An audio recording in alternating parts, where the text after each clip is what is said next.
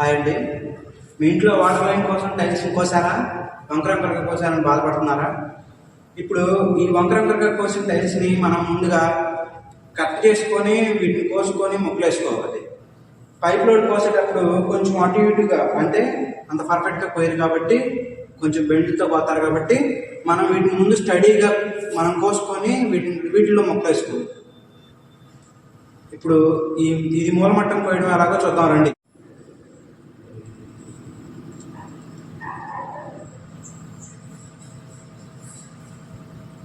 ఒకసారి మనం ఆ చివరి కొలత కూడా కట్ చేసుకోవాలండి. ఎందుకంటే ఇది ఒకసారి పెట్టాక మళ్ళీ రాదు కాబట్టి ఆ చివర ఈ చివర ఒకసారి చూసుకొని ఇది కరెక్ట్ అనుకున్నాకే మనం దీన్ని స్టార్ట్ చేయాలి.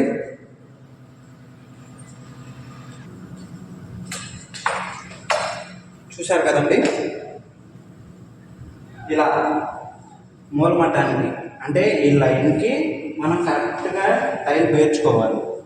మనం ఇక్కడ మామూలుగా గ్రానైట్ కట్ చేయడానికి బ్లేడ్లు వాడతారు.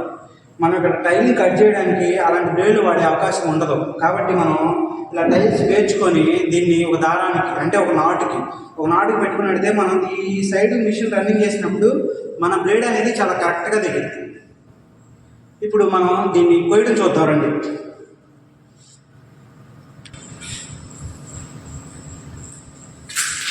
ఇదిగోండి, ఇందాక మీకు చెప్పాను కదండి ఇలా వంకరగా కోయడం అని. ఇప్పుడు మనం దీన్ని స్టడీగా కోసాం. ఒకసారి ఇక్కడి నుంచి చూడదాకా చూడండి, కరెక్ట్గా ఉంటుంది. ఇటు సైడ్ అంటే ఇక్కడ నుంచి ఇక్కడ చూసుకోండి ఒకసారి మనకి ఎంత డిఫరెన్స్ వచ్చిందో. ఇప్పుడు దీన్ని మీకు కొలతతో కూడా చూపిస్తాను, ఒకసారి చూడండి. ఇక్కడ వచ్చేసి 6 సెంటీలు ఉందండి.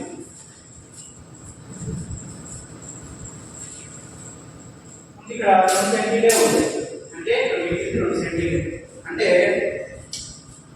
ప్లంబింగ్ గోల్డ్ ఇంత వంకరగా కోసారు.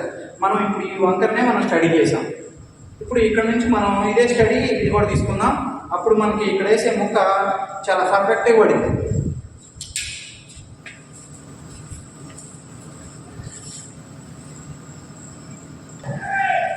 చూశారు కదండి,